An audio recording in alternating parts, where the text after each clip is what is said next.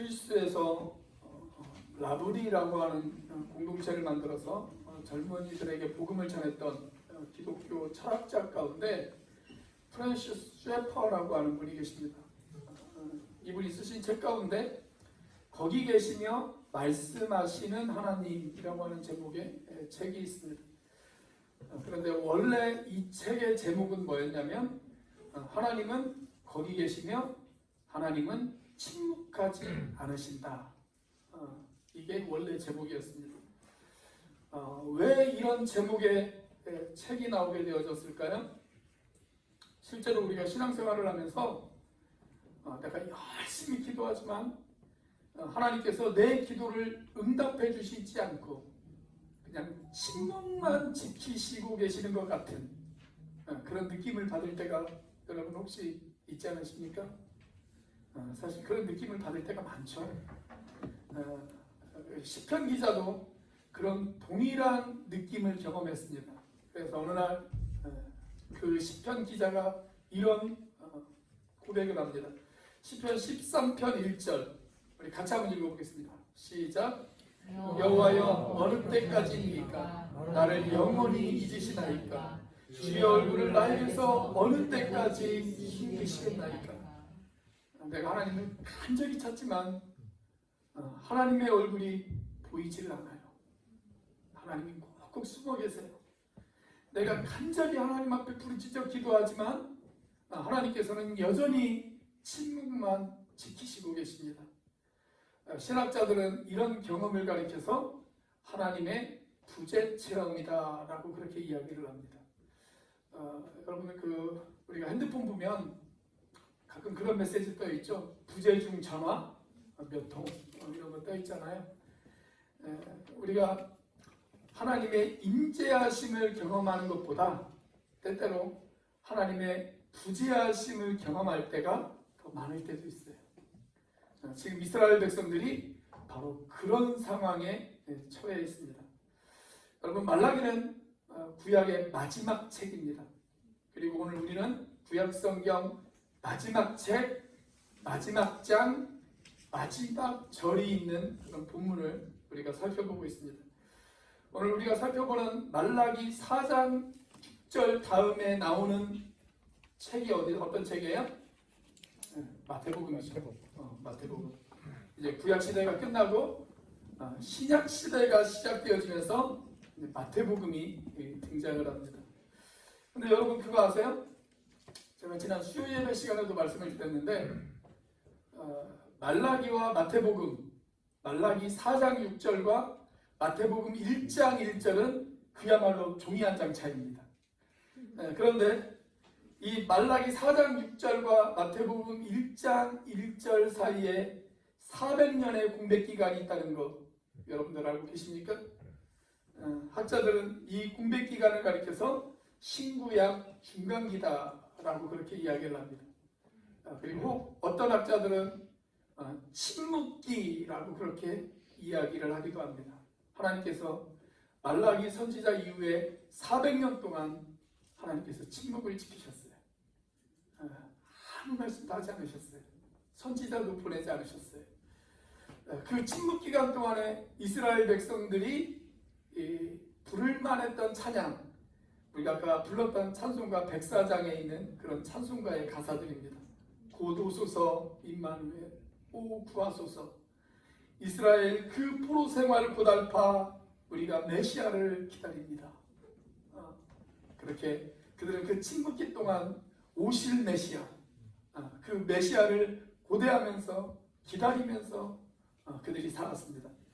자, 그렇다면 여러분, 하나님이 침묵하실 때, 하나님이 응답하지 않으실 때, 더 이상 하나님의 음성이 우리 가운데 들려오지 않을 때, 우리는 과연 어떻게 살아야 되고 어떻게 기다려야 할까요?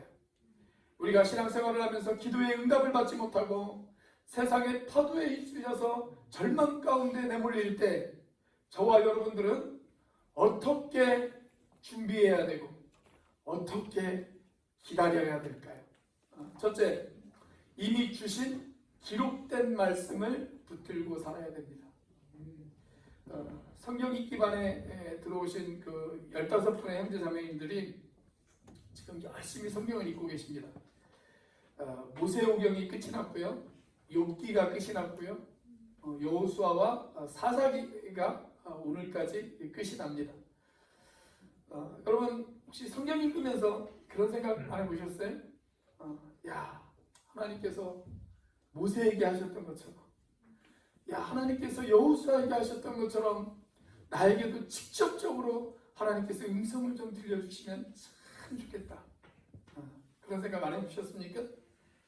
내가 기도하는데 어느 날 공중에서 사랑하는 아들아, 사랑하는 딸아, 두려워 말라, 놀라지 말라, 내가 너와 함께함이니라. 이런 음성이 들리면 얼마나 좋겠어요. 그죠? 실제로 종종 우리 주변에는 그런 하나님의 음성을 들었다고 간증하는 사람들도 있습니다. 저도 그런 간증을 들어본 적은 있어요. 근데 잘 모르겠어요. 분명한 건 저에게는 하나님께서 직접적으로 그렇게 말씀하신 적이 없으시다는 겁니다. 제가 마음 가운데 어떤 확신이 있고 성경을 읽으면서 제 마음 가운데 들려주시는 말씀은 있지만 제가 제 귀로 그렇게 들은 말씀은 아직 한 번도 없습니다. 제가 철없던 시절에 여기는 우리 학생들처럼 중학생 시절에 제가 그렇게 기도한 적은 있어요. 하나님, 저에게 단 한 번만이라도 하나님의 음성을 직접적으로 들려주시면 제가 평생 동안 주님을 위해서 살겠습니다. 그렇게 기도한 적은 있습니다. 그렇다면 여러분, 우리에게 공중에서 들려지는 하나님의 그런 초자연적인 음성을 듣는 그런 경험이 우리들 가운데 없다면, 저와 여러분이 하나님의 인도하심을 받고 살아가는 것, 여러분 그게 불가능할까요? 자, 앞으로 400년 동안 이스라엘 백성들에게 침묵기가 존재합니다. 400년 동안 하나님께서 이스라엘 백성들 가운데 한마디의 말씀도 하지 않으실 겁니다. 하나님은 그 침묵의 시간에 그럼에도 불구하고 이스라엘 백성들이 하나님의 인도하심을 받을 수 있는 방법에 대해서 가르쳐 주십니다. 자, 그것이 오늘 본문의 4절 말씀입니다. 자, 4절 같이 한번 읽어보겠습니다. 시작. 너희는 내가 호렙에서 온 이스라엘을 위하여 내 종 모세에게 명령한 법 곧 율례와 법도를 기억하라. 자, 여기 호렙산이 등장하죠. 호렙산. 호렙산의 다른 이름이 뭔지 혹시 아십니까? 호렙산의 다른 이름은 시내산입니다. 시내산. 자, 모세가 호렙산에 올라갔어요. 호렙산에 올라가서 무엇을 받았어요? 십계명과 율법을 받았죠. 하나님께서 신이 기록하신 십계명을 받아서 내려옵니다. 즉 기록된 하나님의 말씀을 가지고 내려왔어요. 자, 그런데 지금 말라기 선지자는 이스라엘 백성들의 뭐라고 이야기를 하냐면 앞으로 다가오는 그 침묵의 시기, 그 기간 동안 그 기록된 하나님의 말씀을 너희들이 기억하라. 그렇게 이야기합니다. 그러니까 이미 기록된 하나님의 말씀을 지금 너희에게 들려주시는 하나님의 음성으로 받아라. 그 이야기입니다. 기록된 말씀을 하나님의 음성으로 받아라. 그 이야기죠. 여러분, 근데 사실 기록된 말씀보다는 공중에서 내 귀로 직접적으로 들려오는 말씀이 더 드라마틱하고 더 신비스럽기는 하죠. 그래서 우리는 그런 초자연적인 음성 듣기를 더 사모하고 그런 음성에 더 가치를 부여합니다. 자, 그런데 하나님의 기준은 좀 다른 것 같아요. 하나님께서는 그 반대로 초자연적인 음성보다는 기록된 말씀에 더 가치를 부여하십니다. 우리가 그것을 어떻게 알 수 있냐면 베드로 후서를 보면 알 수가 있어요. 자, 베드로 후서 1장 17절과 18절 말씀 우리 같이 한번 읽어보겠습니다. 시작. 지극히 큰 영광 중에서 이러한 소리가 그에게 나기를 이는 내 사랑하는 아들이여 내 기뻐하는 자라 하실 때에 그가 하나님 아버지께 존귀와 영광을 받으셨느니라. 이 소리는 우리가 그와 함께 거룩한 산에 있을 때에 하늘로부터 난 것을 들은 것이라. 자, 이것은 무슨 사건을 기록한 것이죠? 변화산 사건을 기록한 성경 말씀입니다. 오늘 설교는요 산이 좀 많이 나와요. 뒤에도 좀 산이 나오는데 예수님이 베드로와 야고보와 요한을 데리고 산에 오르시죠. 우리가 그 산을 변화산이라고 그렇게 이야기를 합니다. 산에 오르세요. 그런데 그 산에 가셨을 때 하늘에서부터 소리가 들립니다. 뭐라고 소리가 들리냐면 이는 내 사랑하는 아들이요 내 기뻐하는 자다. 너희는 그의 음성을 들으라. 그렇게 소리가 들립니다. 자, 이 소리를 누가 들었냐면 이 베드로후서를 기록한 베드로가 들었어요. 그리고 베드로뿐만이 아니라 함께 같이 올라간 야고보와 요한도 그 하늘에서 들려오는 소리를 들었습니다. 자, 그런데 그 다음 이어지는 말씀이 중요해요.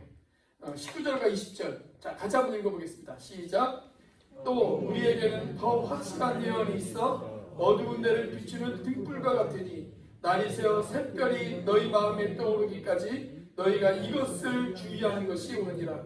먼저 할 것은 성경의 모든 예언은 사사로이 풀 것이 아니니. 자, 지금 베드로가 뭐라고 이야기를 하냐면 내가 직접 내 귀로 초자연적인 하나님의 음성을 들은 경험이 있지만 그런데 그것보다 더 확실한 예언이 있다. 더 확실한 예언이 있다. 그 확실한 예언, 그게 뭐예요? 성경이다 라는 거예요. 성경이다. 그것이 바로 성경이다. 그리고 너희가 그 성경을 먼저 알아야 된다. 그렇게 이야기하고 있습니다. 그러므로 여러분, 누가 어디에서 하나님의 계시를 받았다 이런 거 너무 좋아하지 마세요. 그런 사람 치고 그 끝이 좋은 것을 제가 본 적이 없습니다. 초자연적인 음성보다 더 확실한 하나님의 음성, 그것이 여러분들이 가지고 있는 성경 말씀인 것으로 믿으시기를 바랍니다. 그러므로 여러분, 우리가 고난의 때, 힘들고 어려운 때 우리가 무엇을 붙들어야 될까요? 하나님의 말씀, 기록된 하나님의 말씀, 여러분들이 가지고 있는 이 성경 말씀을 붙드시는 여러분들이 되시기를 바랍니다. 목사님, 저는 그래도 하나님의 음성을 듣고 싶어요. 그러면 어떻게 하시면 돼요? 성경을 읽으시면 돼요. 성경을 읽으시면 됩니다. 사랑하는 여러분, 기도했지만 하나님의 음성이 들려지지 않고 길고 긴 어둠의 터널을 통과하는 것처럼 그렇게 느껴질 때 여러분, 그 기다림의 시간에 우리가 무엇을 해야 될까요? 하나님의 말씀을 읽으면서 기다리셔야 됩니다. 하나님의 말씀을 읽으면서 기다리셔야 돼요. 저와 여러분이 그렇게 되시기를 주님의 이름으로 축원합니다. 자, 응답이 들려오지 않을 때 우리는 어떻게 준비해야 될까요? 그리고 어떻게 기다려야 될까요? 둘째, 회개함으로 주님 만날 준비를 해야 합니다. 회개함으로 주님 만날 준비를 해야 됩니다. 자, 본문의 5절 말씀입니다. 같이 한번 읽습니다. 시작. 보라, 여호와의 크고 두려운 날이 이르기 전에 내가 선지자 엘리야를 너희에게 보내리니. 자, 여기에서 엘리야를 너희에게 보내시겠다 이렇게 말씀하세요. 실제로 엘리야가 다시 돌아오는 것이 아니라 여기에서 말하는 엘리야는 누구예요? 예수님의 길을 준비하는 침례 요한을 가리키는 것입니다. 자, 침례 요한이 이 땅에 와서 예수님의 길을 준비하죠. 그러면서 이 침례 요한이 선포한 메시지 뭐였습니까? 마태복음 3장 1절과 2절 말씀 우리 같이 한번 읽어보겠습니다. 시작. 그때에 침례 요한이 일러 유대 광야에서 전파하여 말하되 회개하라 천국이 가까이 왔느니라 했으니. 자, 침례 요한이 선포한 것은 뭐냐면 회개하라, 천국이 가까이 왔다. 회개를 선포했어요. 침례 요한의 이 메시지를 듣고 사람들이 어떻게 반응을 했습니까? 자기 죄를 자복하고 요단강에서 침례를 받았습니다. 자, 여러분 순서를 한번 잘 보세요. 사람들이 믿음의 증거로 침례를 받았어요. 그런데 침례를 받기 전에 사람들이 먼저 한 것이 있어요. 그게 뭐예요? 죄를 자복하고 회개하는 것이었습니다. 침례는 어떤 사람이 받는 거냐면 자기 죄를 자복하고 회개하는 사람, 그 사람이 침례를 받는 거예요. 자, 회개에는 두 종류의 회개가 있습니다. 두 종류의 회개. 하나는 본질적이고 근본적인 회개가 있습니다. 우리가 이 회개를 다른 말로 흔히 회심이라고 이야기를 합니다. 회심. 자, 내가 지금까지 하나님 없이 살았어요. 내가 주인이 되어서 내 마음대로 살았습니다. 그런데 어느 날 복음을 듣고 하나님을 향해서 나의 인생의 방향을 돌이켰습니다. 그래서 예수님을 나의 주님으로 영접했습니다. 여러분, 이 회개는 일생에 딱 한 번밖에 없는 회개예요. 딱 한 번밖에 없는 회개. 우리가 이 회개가 있을 때 그 사람에게 칭찬을 주죠. 일생에 딱 한 번밖에 없는 회개. 자, 그러면 우리가 이제 죄의 용서함을 받았어요. 그리고 구원을 받았어요. 그렇다면 더 이상 우리는 회개할 필요가 없을까요? 아닙니다. 그런데 그렇게 가르치는 사람들이 또 있습니다. 회개해서 죄사함을 받았으니까 더 이상 회개할 필요가 없다. 이렇게 가르치는 사람들도 있어요. 그런 사람들이 기독교 복음 침례회, 소위 우리가 구원파라고 하는 이단입니다. 이름도 저희 교단과 아주 비슷하게 만들어 놔가지고 저희 교단이 오해를 받을 때가 상당히 많이 있어요. 오죽했으면 제가 주보에다가도 구원파인 기독교 복음 침례회와 저희 교회는 다릅니다. 그렇게 적어놨을 거예요. 주보에 그렇게 적혀 있는 거 보셨죠? 오죽했으면 제가 그런 말을 다 적어놨을 거예요. 근데 여러분, 잘못된 거예요. 우리에게 본질적인 회개만 있는 것이 아니라 저와 여러분에게는 지속적인 회개도 필요합니다. 지속적인 회개. 자, 우리가 회개했어요. 그래서 주님을 영접했어요. 그런데 아직도 우리의 삶에는 하나님이 기뻐하시지 못하는 삶의 모습들이 너무나도 많아요. 내가 예수님의 제자가 되어졌지만 예수님께서 기뻐하시지 못할 만한 행동을 할 때가 너무나도 많이 있습니다. 제가 어제 깜짝 놀란 적이 한 번 있는데요. 저희 아내가 최근 운전을 시작을 했습니다. 장롱면허로 거의 한 20년을 살다가 최근에 운전을 시작을 했는데 어제 운전을 하고 그 건강관리협회를 좀 갈 일이 있어서 건강검진을 받을 일이 있어서 좀 갔는데요. 갑자기 아차가 좀 잘못을 했어요. 저희 아내 입에서 거친 소리가 나오더라고요. 전 저희 아내 입에서 그런 거친 소리가 나올 줄 몰랐습니다. 거친 소리가 나오더라고요. 내가 예수님을 믿어서 제자가 되어졌지만 우리는 아직 그렇게 주님이 기뻐하시지 못할 만한 행동을 할 때가 있어요. 거친 말이 나오기도 하고 거친 행동들이 나올 때도 있습니다. 그래서 저와 여러분들에게 계속적으로 필요한 것이 뭘까요? 지속적인 회개가 필요해요. 지속적인 회개. 예수 믿고 구원받은 사람도 지속적인 죄의 회개가 필요해요. 그래서 예수님께서 이 두 개를 어떻게 비유를 하셨냐면 본질적인 회개는 너희들이 목욕하는 것이다. 지속적인 회개는 뭐예요? 손과 발을 씻는 것이다.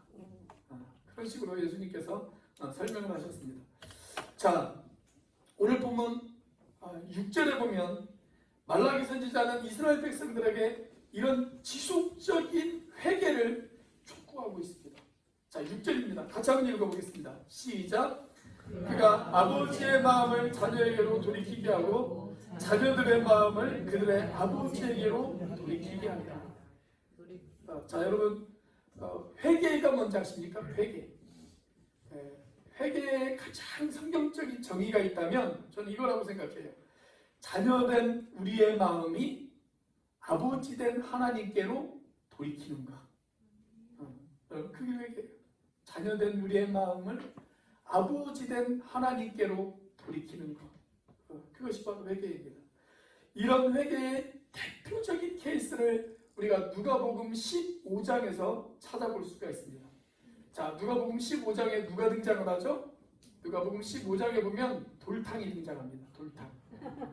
돌탕은 돌아온 탕자를 말합니다. 돌탕이 등장을 하죠. 어느 날 둘째 아들이 아버지에게 요구하죠. 아버지, 내가 받을 유산 미리 주십시오. 아버지가 건강한데도 불구하고 아버지에게 유산을 요구를 합니다. 그리고 그 돈을 받아서 먼 나라로 가서 거기에서 허랑방탕하게 살아가죠. 이 둘째 아들이 돈을 받아서 먼 나라로 갔을 때 갓 같이 떠났던 게 있어요. 그게 뭔지 아십니까? 아버지를 향한 그 아들의 마음도 떠나갔어요. 그래서 이 아들이 한동안 먼 나라에서 아버지를 기억하지 않고 그렇게 살아가잖아요. 여러분, 이 둘째 아들이 다시 돌탕이 되어지기 위해서 이 둘째 아들에게 가장 먼저 필요했던 것이 무엇일까요? 아버지를 향해서 그의 마음을 돌이키는 것이었습니다. 자, 그래서 재산을 다 탕진하고 실컷 고생하다가 드디어 어느 날 이런 순간이 찾아오지 않습니까? 누가복음 15장 17절에 보면 이에 스스로 돌이켜 이렇게 기록되어 있어요. 이에 스스로 돌이켜. 이게 바로 회개가 시작되어지는 순간이에요. 자, 그 다음 18절 같이 한번 읽어보겠습니다. 시작. 내가 일어나 아버지께 가서 이르기를 아버지 내가 하늘과 아버지께 죄를 지었사오니. 자, 17절에서 마음을 돌이켰어요. 그리고 18절에서는 어떻게 합니까? 그가 결단합니다. 그래, 내가 아버지께로 돌아가야 되겠다. 내가 아버지께로 가서 아버지께 용서를 구해야지. 그 마음 가운데 결단해요. 근데 여기까지만 있으면 아직 이게 회개가 아니에요. 다 마지막 단계가 필요해요. 마지막 단계. 자, 마지막 단계 뭘까요? 실제 행동으로 옮기는 것입니다. 자, 20절입니다. 자, 같이 한번 읽어보겠습니다. 시작. 이에 일어나서 아버지께로 돌아가니라. 그렇게 적혔어요. 이에 일어나서 아버지께로 돌아가니라. 실제로 돌아왔어요. 여러분, 이게 바로 회개예요. 회개는 입술로만 잘못했습니다. 이게 회개가 아닙니다. 처음에 마음을 돌이켜야 돼요. 그리고 결단해야 돼요. 그리고 행동으로 옮겨야 돼요. 이게 바로 회개예요. 이게 바로 회개. 자, 말라기 시대의 사람들에게도 바로 이런 회개가 필요했다라는 거예요. 그렇다면 여러분, 이스라엘 백성들에게만 이런 회개가 필요할까요? 오늘을 살아가는 저와 여러분들에게도 이런 회개가 필요하지 않겠습니까? 혹시 내가 요즘 하나님과 멀어졌다 라고 그렇게 생각하지 않으세요? 지금 내 마음이 예배와 멀어지고 기도와 멀어지고 말씀과 멀어지고 사랑하는 형제 자매들과 교제하는 그 기쁨에서 멀어져 있다라고 생각되어지지는 않으십니까? 그렇다면 저와 여러분들에게 필요한 것이 무엇일까요? 마음을 돌이키는 거예요. 마음을 돌이키는 것. 마음을 돌이키는 회개가 우리들 가운데 필요합니다. 여러분, 삶이 어둡고 앞이 보이지 않을 때 우리가 이 어둠의 시간에 우리가 어떻게 해야 될까요? 우리가 회개하며 마음을 돌이키며 우리가 준비하고 기다려야 될 줄로 믿습니다. 저와 여러분들에게 그런 모습이 있게 되시기를 주의 이름으로 축원합니다. 자, 응답이 들려오지 않을 때 우리는 어떻게 준비하고 어떻게 기다려야 될까요? 세 번째로 저주가 아닌 축복의 내일을 만들어가야 합니다. 저주가 아닌 축복의 내일을 만들어가야 합니다. 자, 말라기서의 가장 마지막 부분이자 구약 성경의 마지막 부분은 경고로 끝이 납니다. 경고로. 자, 6절 하박국에 보면 이렇게 말씀하시죠. 돌이키지 아니하면 두렵건대 내가 와서 저주로 그 땅을 칠까 하노라 하시니라. 경고로 끝이 나요. 회개를 촉구하는 그 메시지 앞에 우리가 돌이키지 않는다면, 그게 전제 조건이에요. 우리가 돌이키지 않는다면 하나님께서 어떻게 하시겠다요? 어떻게 하시겠다고요? 저주로 그 땅을 치시겠다. 그렇게 이야기하십니다. 여러분, 오해하지 마세요. 우리 하나님은 저주하는 것을 기뻐하시는 분이 아니세요. 저주하는 것을 원하시는 하나님이 아니세요. 그것은 하나님의 본심이 아니에요. 이미 말라기서를 통해서 제가 여러분들에게도 한번 살펴본 말씀인데, 에레미야가 3장 33절 말씀을 보면 이런 말씀이 있습니다. 같이 한번 읽어보겠습니다. 시작. 주께서 인생으로 고생하게 하시며 근심하게 하심은 본심이 아니시로다. 당신의 자녀들이 고생하고 아파하고 근심하는 것, 그것을 보고 기뻐하시는 하나님이 아니시라는 거예요. 그것이 하나님의 본심이 아니에요. 그러나 그럼에도 불구하고 때때로 하나님은 우리에게 고생과 근심을 허용하실 때가 있습니다. 왜 그럴까요? 그것을 통해서 회개하라고요. 회개하라고. 잠깐의 고생 없이 그냥 살다가 영원히 저주받는 것보다 잠깐 고생하더라도 회개하고 축복받는 것이 훨씬 낫기 때문에 그렇습니다. 사실 이 말씀은요, 이미 말라기 3장에서도 누누이 강조되어졌던 말씀입니다. 3장 7절을 보면 이스라엘 백성들이 하나님 앞에 이렇게 질문합니다. 우리가 어떻게 돌이킬 수 있겠습니까? 그렇게 질문해요. 그때 거기에 대한 하나님의 대답이 뭐였냐면 너희가 회개하고 돌이켜라. 온전한 제사를 드리고 온전한 제물을 나에게 드려라. 그러면 내가 너희들을 돌이킨 것으로 내가 간주하겠다. 그렇게 이야기하십니다.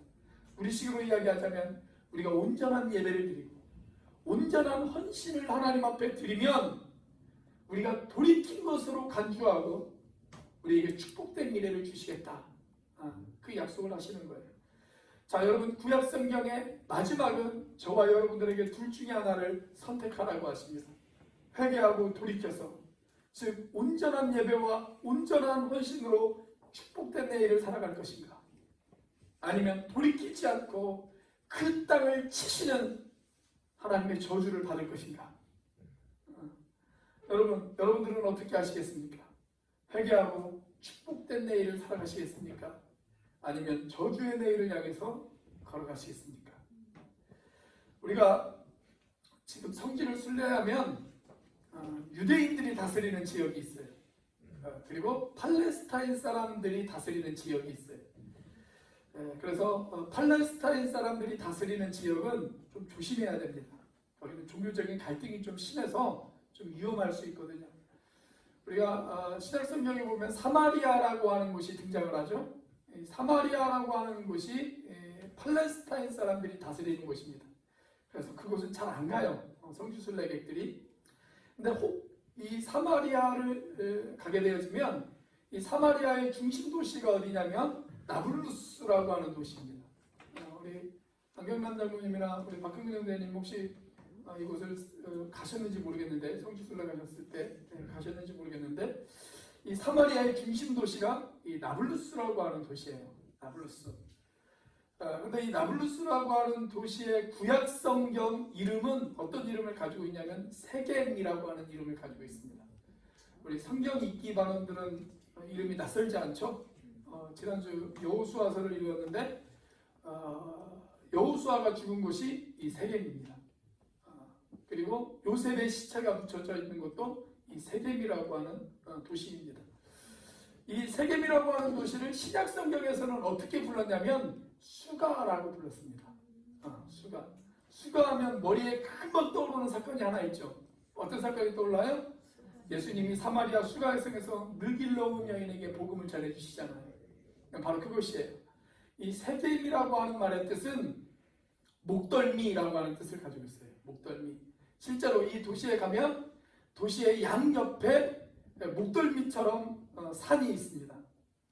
여러분이 보시기에 왼쪽에 있는 산, 가운데 세겜이라고 하는 도시가 있고, 여러분들이 보시기에 왼쪽에 있는 산이 그리심산이라고 하는 산입니다.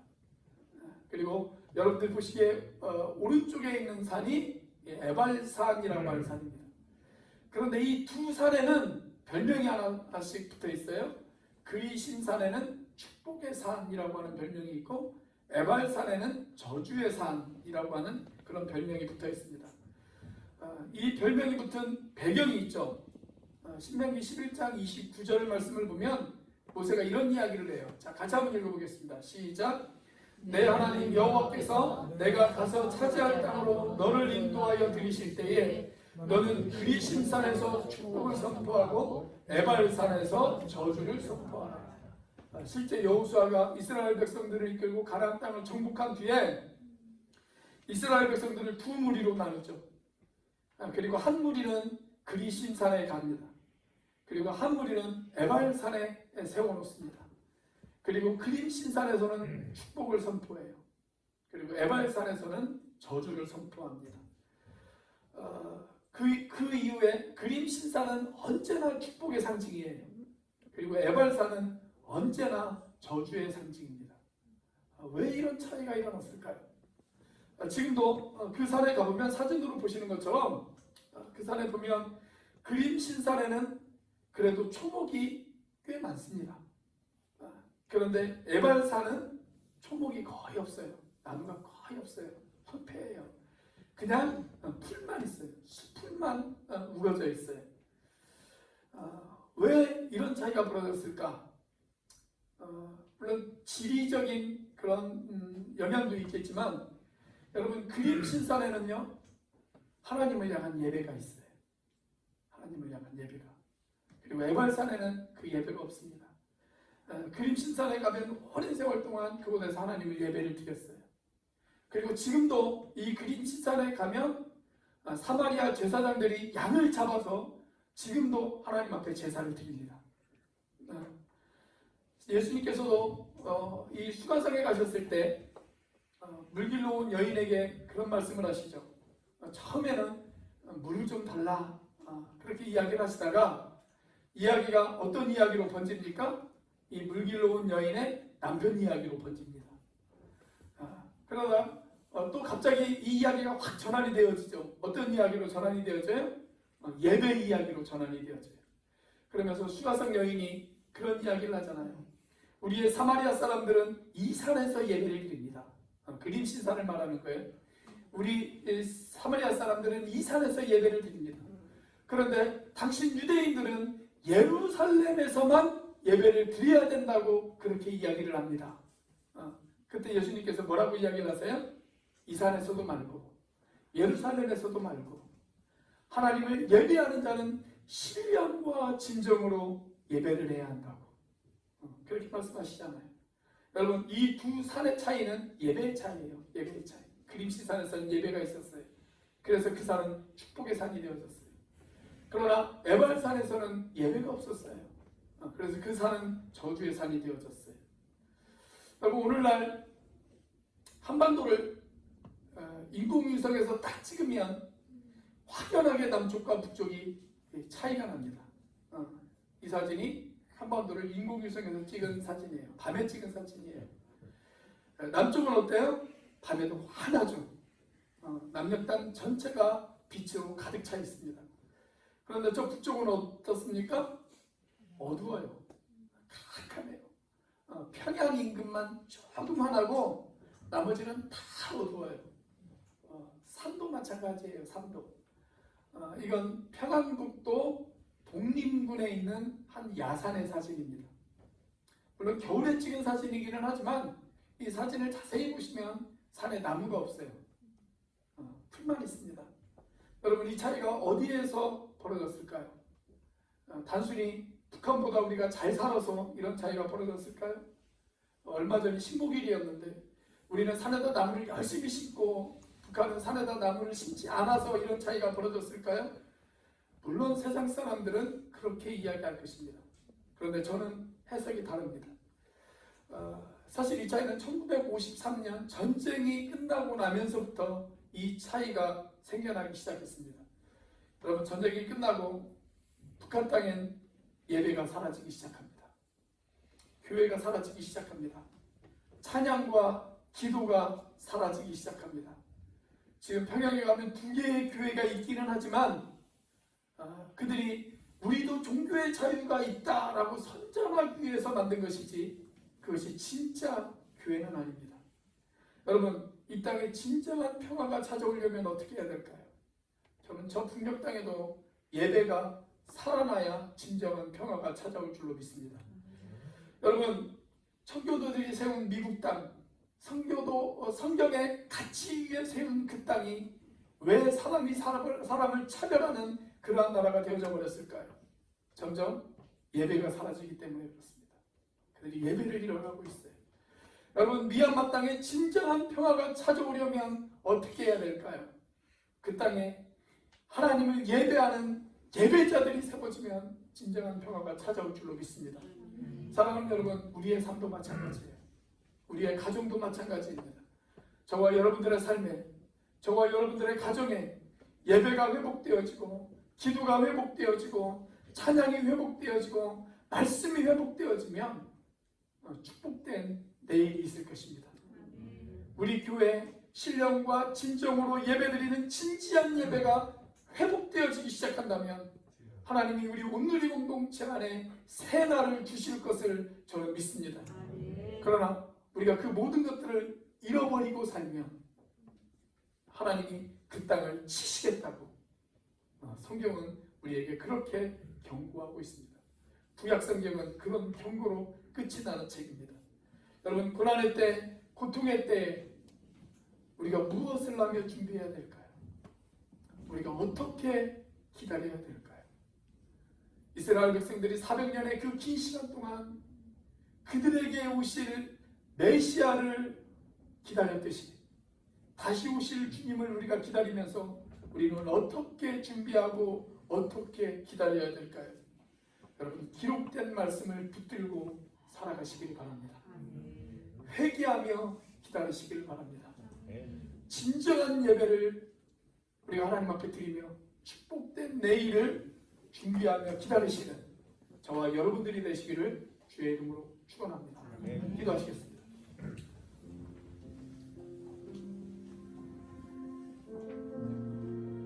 우리 시간 함께 기도하기를 원합니다. 여러분, 내 삶에 기도의 응답이 없고 하나님께서 침묵을 지키시는 것 같은 그런 답답한 일들이 여러분들 가운데 혹시 있지는 않으십니까? 그때 우리가 무엇을 해야 될까요? 우리가 어떻게 해야 될까요? 우리가 어떻게 준비하며 어떻게 기다려야 될까요? 하나님을 향해 주님께서 우리에게 들려주시는 그 기록된 말씀, 그 말씀을 붙들며 기다리시는 여러분들이 되시길 바랍니다. 하나님을 향해 회개하며 나아가는 여러분들이 되시길 바랍니다. 그리고 무엇보다도 내 삶에 예배가 회복되어지고 기도가 회복되어지고 찬양이 회복되어진 그런 축복된 내일을 기다리는 마음으로 살아가시는 저와 여러분들이 되었으면 좋겠습니다. 하나님, 내가 그렇게 살겠습니다. 그렇게 결단하겠습니다. 우리 이 시간 같이 한번 한 목소리로 하나님 앞에 기도하도록 하겠습니다. 같이 한번 기도합니다. 할렐루야. 살아계신 역사하시는 하나님 아버지, 감사합니다. 아버지 하나님, 이 시간 주님께서 함께하여 주시옵소서. 아버지 하나님, 이 시간 우리가 기다립니다. 아버지 하나님, 하나님의 말씀을 붙들고 기다립니다. 아버지 하나님, 주님께서 우리에게 들려주신 아버지 하나님 기록된 말씀, 아버지 하나님의 그 말씀을 읽고 묵상하며 아버지 하나님, 내가 하나님의 때를 기다립니다. 아버지 하나님, 내가 아버지 하나님이 기뻐하시지 못하는 삶의 행동들, 아버지 하나님 그런 모습들, 아버지 하나님 그런 것들을 회개하며 아버지 하나님 그런 것들을 끊어버리고 아버지 하나님, 내가 아버지 하나님을 기다립니다. 아버지 하나님, 이 시간 아버지 하나님 정말 내 삶의 기도가 회복되어지고 찬양이 회복되어지고 하나님의 예배가 회복되어진 아버지 하나님 그러한 모습을 가지고 하나님, 내가 하나님의 때를 기다립니다. 하나님, 이 시간 주님께서 함께해 주시고 하나님 역사하여 주옵소서. 하나님의 때를 기다리오니 하나님 말씀하시고 눈 가운데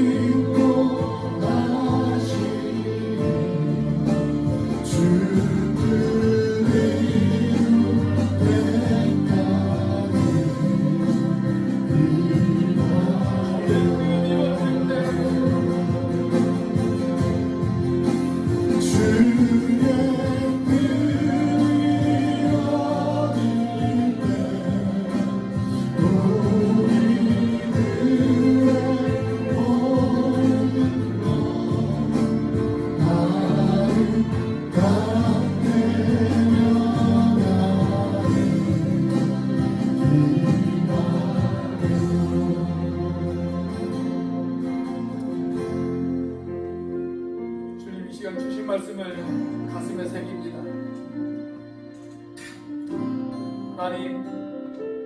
하나님이 침묵하시는 것 같지만 지금도 여전히 거기에서 말씀하신다는 것을 우리가 믿습니다. 기록된 말씀으로 우리에게 말씀하시고 우리를 인도하여 주시옵소서. 하나님을 향해 회개하며 우리의 마음을 돌이키게 하여 주시옵소서. 무엇보다도 우리의 삶에 예배가 회복되고 기도가 회복되고 찬양이 회복되고 말씀이 회복되는 그러한 축복된 인생이 되어지게 하여 주시옵소서. 이제는 우리를 위하여 십자가에 달리신 성자 하나님의 은혜와 그 독생자를 죽기까지 내어주신 성부 하나님의 사랑과 지금도 그 사랑을 깨닫게 하시고 충만하게 하시는 성령 하나님의 교통하심, 답답하고 힘든 시기이지만 잘 참고 기다려 축복된 내일의 삶을 살아가기로 희망하는 사랑하는 우리 온누리교회 형제자매들 머리 위에 지금부터 영원까지 함께 하시기를 간절히 축원하옵나이다.